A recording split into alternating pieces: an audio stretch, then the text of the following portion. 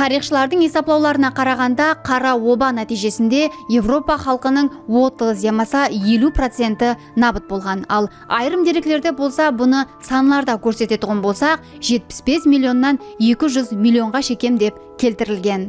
Яғни сол дәуірде 3 адамның біреуі қайтыс болған.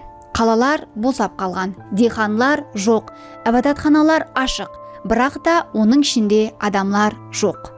Өлім соншелік көп болған, жерлеу марасымдері өткерілмеген.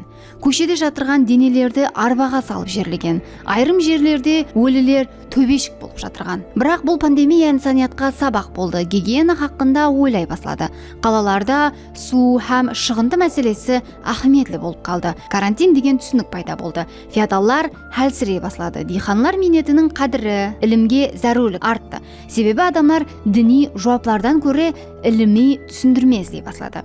Қара обадан кейін дүние ұзақ уақыт өзіне келе алмады. Соңынан арадан 5 әсір өтіп, адамзат және көзге көрінбес дұшпан менен дұсласты. 20 ғасыр кіріп келгенде, яғни 1918 жылы тарих және такрарланды. Бірінші жаһан ұрысы жұмақланып жатыр. Адамзат шаршаған, жараланған, аман қалғандар болса тіршілік арманында. Бірақ ұрыс тамам болуы менен адамлар дем алады дегенше жаңа апатшылық басланды. Бұл сапары дұшпан құрал менен емес, хауада, әрбір демде жасырынып тұр еді.